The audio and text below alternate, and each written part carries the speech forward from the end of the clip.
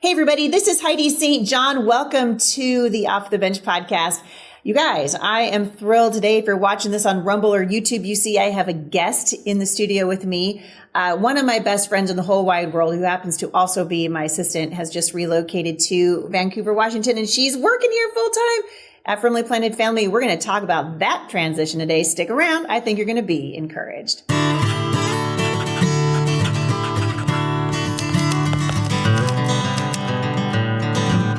Well, thank you guys for tuning in. I'm going to jump right into this. Melissa Crabtree, you're here in Washington. I know, it's crazy. I can hardly believe it. My brain really, it's like this clash of worlds, and my brain kind of feels like this is pretend. So we get questions at the show quite a bit about you and I and how long we've worked together. So maybe let's just start at the very beginning, because we had kind of an interesting first meeting, yeah? Yes, we did, actually. We shared a bed the first time we met. Ooh, that's not good. That's not good. We were introduced through a mutual friend. Steve Lambert at 5 in a Row used to work for 5 in a Row, doing customer service and a bunch of cool stuff. And Steve, watching, my ministry sort of growing, said to me one day, "You need help." And I was like, "Yeah, you're right." And he said, "You should meet Melissa." And it was like sort of a match made in heaven. I felt like we got along really well. Yeah, we did. Really quickly. Yeah. Yeah. Enough to share a bed, at least at a hotel room, which we really didn't have much choice at the moment. Well, because your room you were a speaker at an event, a real refreshment retreat. So, yes. And I drove there, left my kids with my sister because she lived an hour from there. And now they're like grown. Little. Yes. Yeah, they were little. Crazy. So I left my kids with my sister, came over there for the weekend. And you already had a room reserved. And our joke was that my kids were like, "Mom, you're not supposed to sleep with people you meet on the internet." It's true. It's true. So that was our joke. And you had one who had an anaphylactic reaction, and my kids were an hour away. But we had a great weekend, and we clicked really quickly. I think I had been working for you for about a month before, but we had never, that was the first time we met in person. Yeah. And I remember, it's so funny because we have done a lot of life since then. We have a lot of really funny stories, and and I've been teasing Melissa for years and years about moving out here. Yes. I've been like, you should just come out here and stay with me. She's like, "Oh, no. I'm not coming out to the crazy Northwest, and I don't want to be around the hurricane that is Heidi St John." And now she's in the crazy Northwest right next to the hurricane.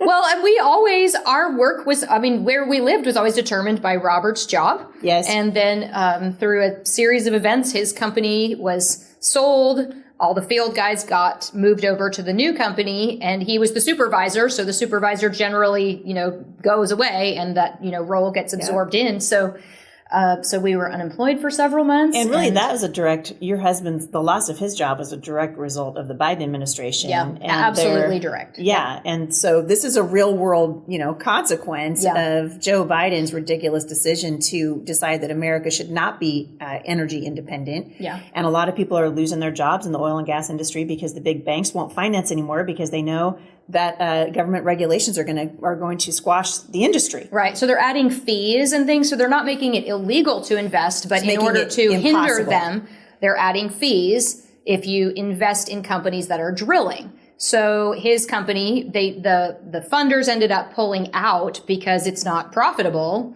at that point. So so it was absolutely a direct result of it. And it's kind of like the energy industry is, the carbon industry it's hurting. is kind of under attack, really. Yeah. And then Robert was well qualified for lots of positions, and oil companies just really aren't hiring. Yeah. So that was another interesting thing that we went through is I think they're not growing. Everybody's kind of on hold while they wait and figure out. I'm not saying no energy company, no oil company in the whole country is hiring, I think too, the Lord clearly was paving the way for us to be here and helping us open that door by not giving us 10 oil positions to have to try and weigh, I think also. Yeah. So. Well, and I like to think, the oil industry's loss was Firmly Planted Family's gain because we offered Robert a full-time job here.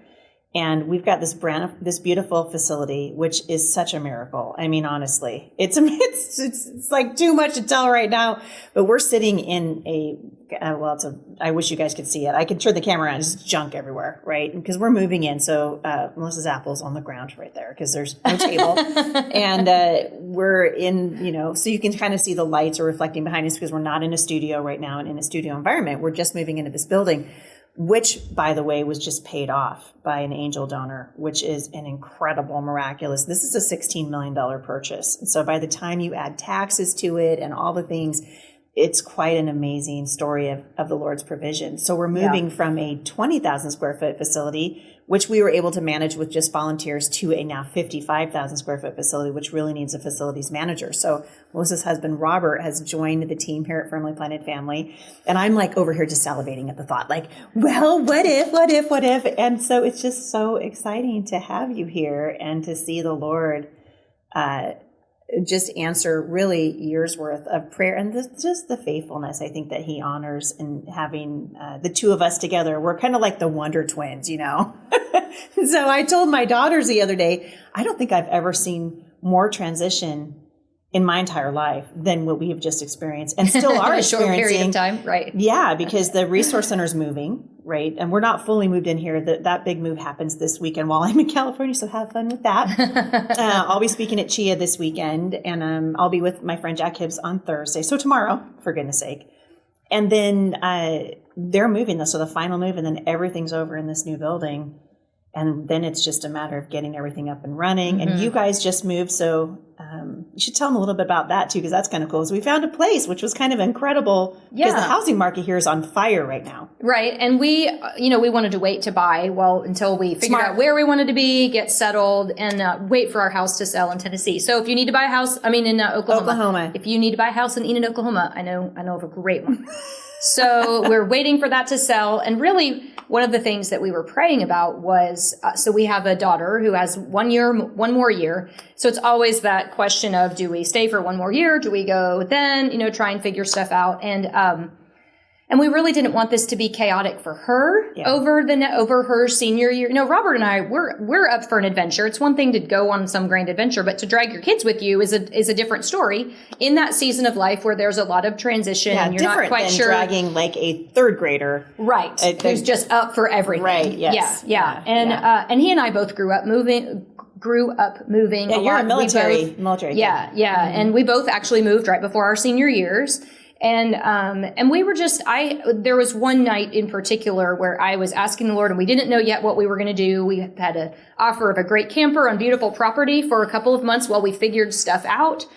But even that, it's a lot of people in a tight space. And if I'm traveling you're just kind of all on top of each other. And then I just, it was about 3 a.m. and I asked the Lord, I said, just provide a home that is not going to be chaotic for Maddie. And if we're in a temporary, a rental for even a year, I don't want her last year at home. Not saying she's, moving out all of a sudden in May, but I just didn't want it to be chaotic. Yeah. And he, so I said, provide for us a home that is not going to be chaotic, that it's just going to be peaceful, very specifically for her. And I woke up, the next morning, and by 11, you called and you were like, Melissa, there's this house and they're looking for a Christian homeschool family to rent it. And I was like, I know one. Yeah, it was so perfect. It's on 6 acres. It's literally, we can hear a gorgeous river, the Washougal River, if you know where that is and you're local.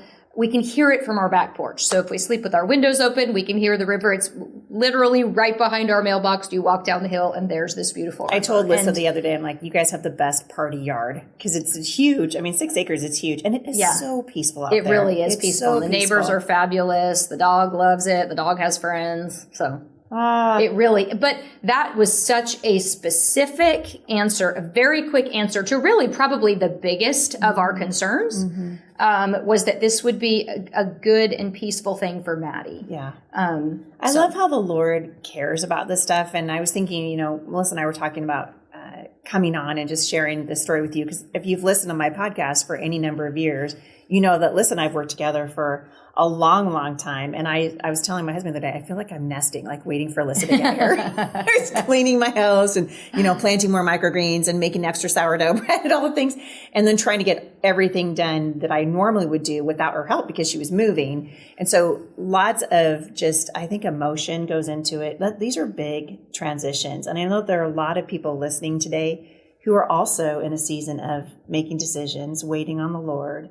And I thought it's neat to say, to hear you go through the decision-making process and kind of how, because a lot of people are like, well, how do I know? Should I stay? Should I go? Should we take the new job? Should we start homeschooling? Should we, and really it's a lot about listening to the Lord and just watching for the little things, right, that God does. And that's part of what, and even the story at some point, we'll have to, when this building is all finished and everything's ready to go, because you guys, we have already slated for the fall. Was it 200? How many classes? 250? 230? 230. Yeah, that's it. 230 classes being offered here at the Resource Center this fall. That's a lot of students. I told Robert, I'm like, pretty soon you enjoy the quiet, because pretty soon you're going to be surrounded by kids and their parents coming and going. But it's exciting to see what the Lord is doing, but it's years in the making.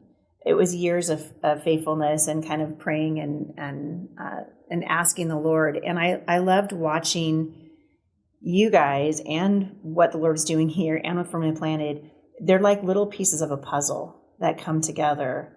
And what we're learning, and we've seen this a lot, is that the Lord is rarely early, but he's never late. And I saw that with you. I felt like those little answers to prayer came just in time when we were all just kind of gritting our teeth going, what's the right thing to do? And I know that your husband, that Robert, saw that too, which is really neat. Yeah, we were going back and forth, and it was, we never felt like there was writing on the wall. Yeah. And that's okay. I think that's good. Yes. Because we want that. We say, well, I'm going to ask the Lord. And every time you read the Bible, we want the tingly feeling and like this was the verse just for us. But sometimes you open the Bible and it nourishes your soul. It always nourishes your soul, but maybe you don't always get that, fireworks experience of that was the Holy Spirit and it was just for me. And I think this was a lot like that, just kind of waiting for the small confirmations and the peace. Mm-hmm. Yeah. And I think we went through kind of process of elimination, and there were a lot of things about it that made sense. And it was, a great opportunity to be a part of a kingdom project. We get to work out, I'm working with the Heidi St John's side. He's working with the Firmly Planted side. And then, of course, that will coincide just by nature of all of us working together. Yeah. But the final, it wasn't, I thought, I'm not laying out I'm not going to use a teenager's emotions and opinions as my fleece, right? That's always a good idea. Don't do that. Right. Yeah. So we just really felt like it makes sense. We didn't feel like we were chasing rainbows. Yeah. We just asked the Lord to show us, if this seemed like what he wanted for us. And I think sometimes there are maybe 5 good options, and I think it's okay to pick. Yeah. We asked him to make it very clear if it was not what was for us. And we certainly didn't see that. Yeah. And we're excited about it. It's so beautiful. We've said for a long time, when we grow up, we want to pick somewhere beautiful to live. Oilfield is not known for being beautiful. Pick me. It's so pretty here. Right. So it's just stunningly beautiful. We both grew up in the mountains, and so, and there's a challenge in it. It was a challenging, actual, literal move driving across the country. And the Lord which you did in record time. We did a great job. One little mishap at the end, in that your truck didn't make it. What were you, right? Like the last 18 miles, literally 18. Yeah, 18. We made it 1,800, and not the last 18. Yeah, it was just the brakes, and 2 days later we were back in business. So. Yeah, it's fun. So listen, Robert, live from my house, you guys are about 45 minutes from my house, but we're equally 30 minutes from the center. So I drive 30 minutes from, the north, and she basically comes 30 minutes from the east. And so we're meeting here at the Resource Center all the time now. But I told her she has a really pretty drive home every day. So beautiful. I go north to Battleground, and she goes east to Washougal, and you literally drive, like, you face Mount Hood every day, and it's so We drive pretty. Along one river, and then we drive along the another other river. And it really is so beautiful. Oh my goodness. So I told Jay, if I wasn't so moved out right now, I'd sell my house and move to Washougal. It is a lot of work to move, I'll warn you. I've seen it. I'm like, ooh. And then so sweet, because Alyssa gets here, and then Savannah, our daughter, who just bought she and her husband, just married for like 11 years, just bought their very first house. So they're really excited, moved their 4 little Bambinos into this house. And she comes up and helps Alyssa unpack on the 3rd of July. Yes. Yeah, it was July 3rd. It was the 3rd. Yeah, because we got in early. Yeah, they got in a day early, just made record time. And so we were all over there kind of helping unpack. And then you went over to see her the other day, right? Just dropped by for some reason. And you ended up staying and helping her paint. Yeah, I had boxes. So I was taking boxes over. And then we thought, let's go see your new house because it's just right up the street. Yeah. So we took plants and a couple empty kitchen boxes over to look at the house. And then Lissa was like, oh, you guys need to paint this. And so, which I don't think Savannah had thought about doing because everybody's just, let's move in. So it wasn't like your house is bad, you need to paint it. No, it needed a freshening. And actually, we didn't realize that the walls were all this sort of lavenderish, really light, they were really lilac color. And when you put like white up next to it, or a really beautiful creamy color, it just looked obvious that it was lavender. Obviously lavender. Yeah. So then you started painting, which I just thought was so sweet. It's just sweet. What I think one thing that makes me really happy and that I've been praying for a long time is that wherever Lissa and Robert ended up, because we knew you guys would end up moving, because we knew that oil field. It was seeming like it. Yeah, it was going to. And I was like, loving the fact that we prayed that God would put you in community. And boy, did he ever plopped you into the middle of a very, very tight-knit community. Well, and friends that I already know, really. Kind of feels like coming home in some ways. Yeah. You got here, and I was just like, finally. Because we see each other all the time. And we talk every day, multiple times a day. But just to have you here is a whole heck of a lot of fun. And just to watch Robert get plugged in, and then Maddie at the Homeschool Resource Center. So I know a lot of you are in the middle of just a season of life that feels like, is the prayer going to get answered? And we prayed for 2 years for this place. And you remember the first time I called you and said, I found a building, right? But it just seems so out of reach because, we don't have $16 million. We don't even have $1 million. And we just got a grant for $1 million. I took a picture of that check. If you guys have never seen a picture of a check for $1 million, it's really something to see. It's even more fun to put it in the bank. To know it's coming to help something that the Lord is doing with you. Yes. And just to see, I feel like just all of a sudden we're starting to see things move. But this resource center, for example, is the answer to 25 years of prayer. I mean, just the constant, Lord, we see a problem. We love your children, because it's our children that are really being injured in the culture right now. That's the target, it seems like, this aim for children. And to see the Lord answer that prayer in just the right time. And I think that's what's encouraged me so much, watching you move, watching the resource center, even our first building. A lot of you guys heard the story about God's gift of that building to us. So this building is that building on steroids. I mean, this building is like, my friend Mike Ferris was here for a fundraiser for us, and he walked in, he goes, so you're trading in your Hyundai for a Mercedes S-Class. I said, are you calling my current building a Hyundai? And he was like, no, nice paint job. It's really nice. Hyundai makes a good car. Hyundais have made a lot of progress over the years. Yeah, Hyundais have made a lot of progress. But he saw it too, just the faithfulness of the Lord. And I'm hoping that what God's doing in you and what God's doing here at Firmly Planted Family encourages those of you who are listening, who are like, you're at a crossroads in your own life, and you're maybe waiting for an answer to prayer. And I think that staying faithful while you wait is really important. I think, too, one of the things that Robert and I went back to is I remember the Henry Blackaby study, Experiencing God, which is so good. If you've never done it, do it. Yes. But one of the things that he says in there that he walks through with Scripture is look where if you're not sure what to do, look where the Lord is already working and join him. Yes. You don't have to always come up with your own new idea or your own new plan, but look where the Lord is already breathing. Yeah. And that's clearly, the Lord is going before you guys and providing. Yes. And we even saw that with at church on Sunday. I thought, one more confirmation. A stranger, we introduced us, and she asked Maddie if she drove. Maddie's helping at soccer camp this week. So even, we literally have not even been here 7 full days. Yeah. And she's jumping in there. And I'm asking the Lord for a friend for her this week, that she would meet somebody that she connects with. And, so it's the Lord. I feel like it's just confirmation. Anything the Lord does for our children, I think is good for it's confirmation, I think, for our mom's heart. Not that we don't watch life be hard for them, but, we carry that weight for our kids. Yeah. I mean, I heard it said one time that a mom is only as happy as her saddest child.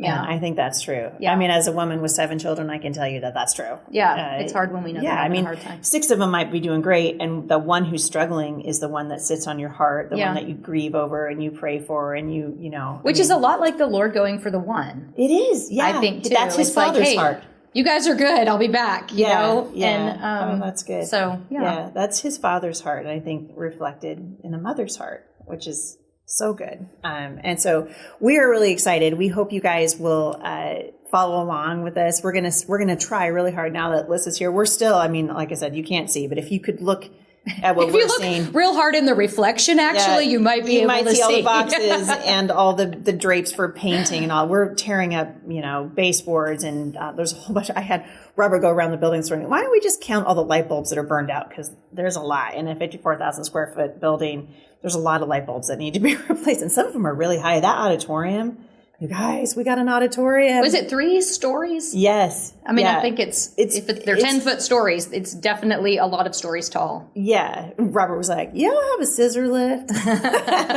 Well, the guy before was telling us he was afraid of heights and he hated changing the light bulb. Yeah. So Robert doesn't seem afraid of heights. He's not afraid of heights. No, so that's good. Because he's installed I will not cable. be up on He actually likes to lift. climb telephone poles. So excellent. Well, that'll work out good.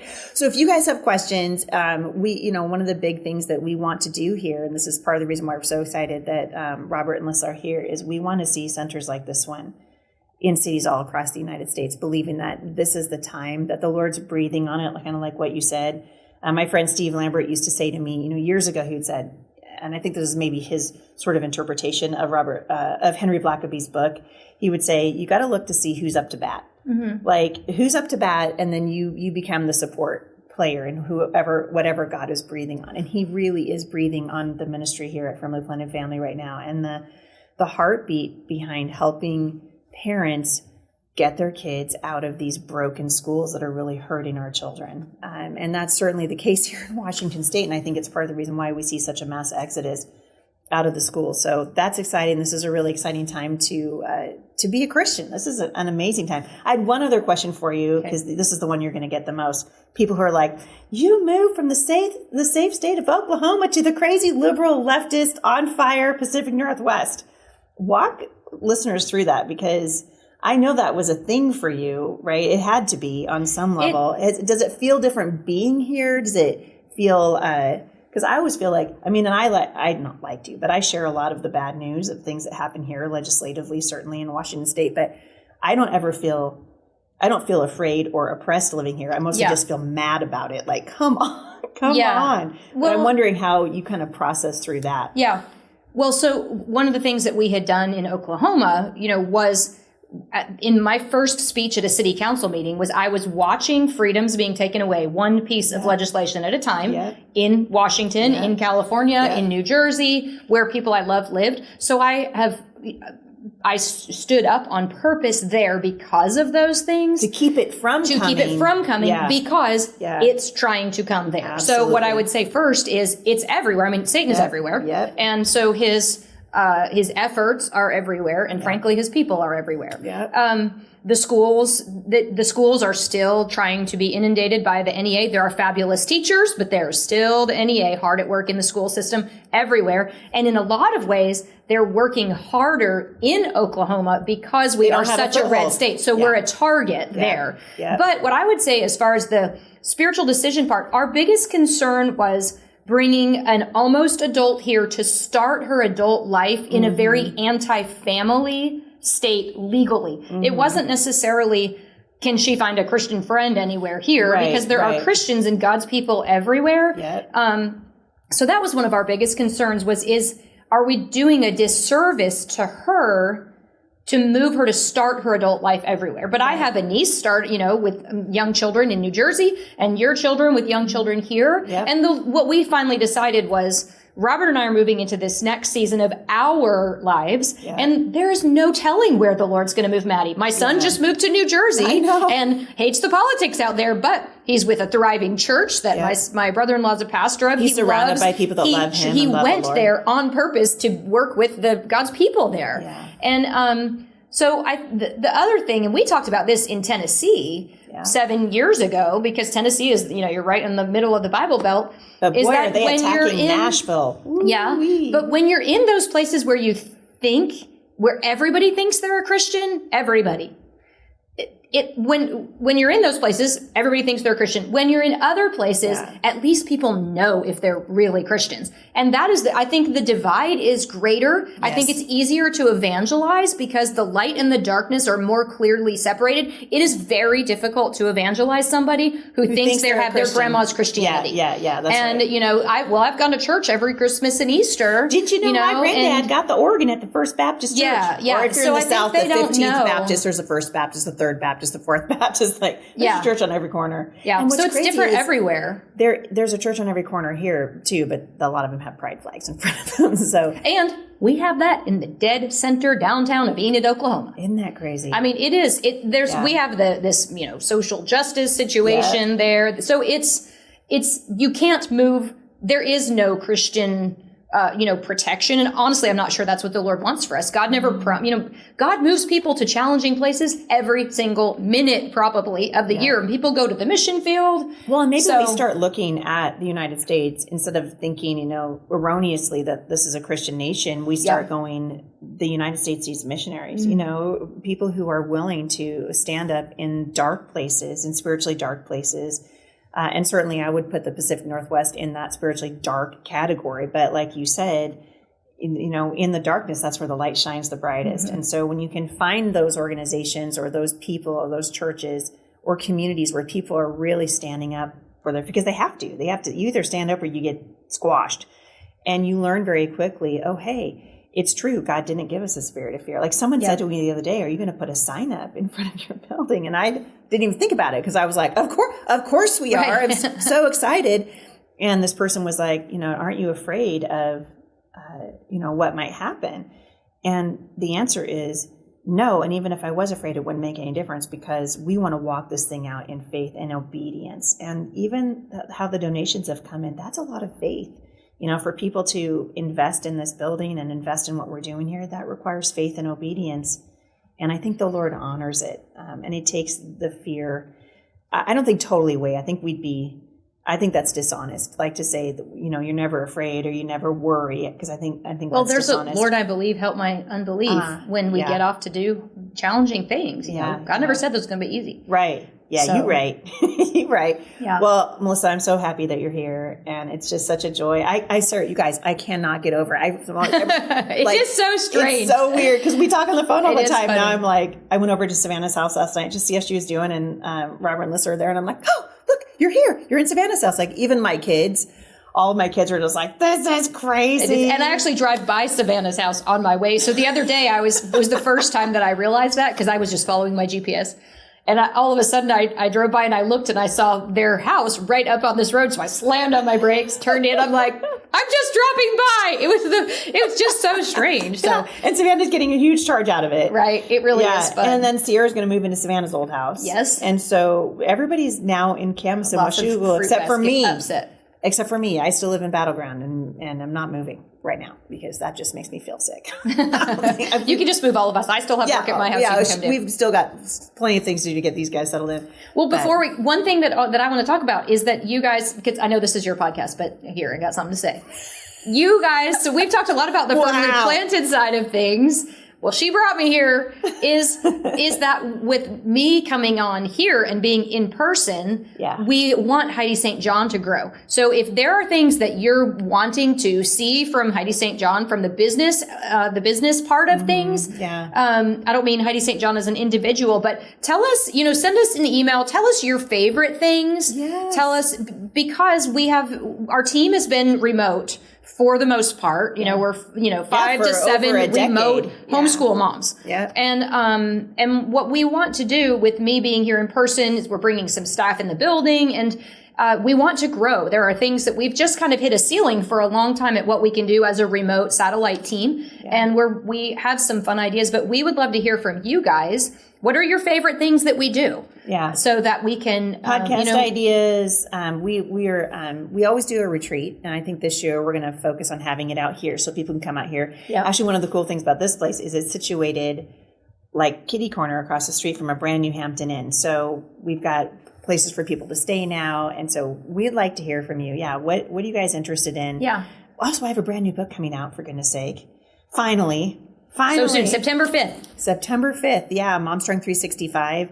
launches. It's a 365-day devotional for mothers, and I'm really excited to finally see that book in print. And then Born on a Battlefield was just released. Yes, and the Momstrong 365, you can actually go to the Tyndale website and you can pre-order it. Look on the social media. There are some places where we've linked it. Yep. Also, you can pre-order it on HeidiSt.John.com. Yep.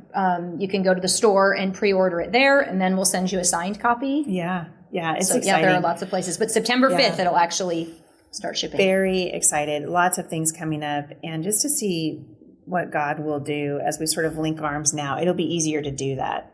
No more like time zone, differences and all the things that you're always kind of battling. Like it's, finally 8:00 and Melissa thinks, oh, I'm going to call Heidi, but it's 6 a.m. where I am. So this is a lot easier, more conducive to ministry. We'd love to hear from you. We really love to hear your podcast ideas, guest ideas, kind of the direction. I've told you guys before, we're looking at making some changes with the podcast, which I think are going to be ultimately very good. And hopefully here in the next month, I would say, we're probably looking at another month of kind of Fruit Basket Upset, because this building that we actually are moving into has a studio already, which is amazing. But it needs a little bit of work, so we're going to go in there and put some elbow grease into it. And so by the time we actually get moved into there, we will have heard from you, and we'll have a really good, feedback from the podcast audience. So yeah, so we're excited. Yes, we are. Well, I hope you guys will just praise the Lord with me that the Lord has brought Robert and Melissa and their daughter Maddie here safely, and just really praying about the direction that God's taking Heidi St John as a ministry, and also Firmly Planted Family as we continue to reach the homeschool community with the love of Jesus Christ. We love you guys. Thank you for listening. I'll see you back here again tomorrow.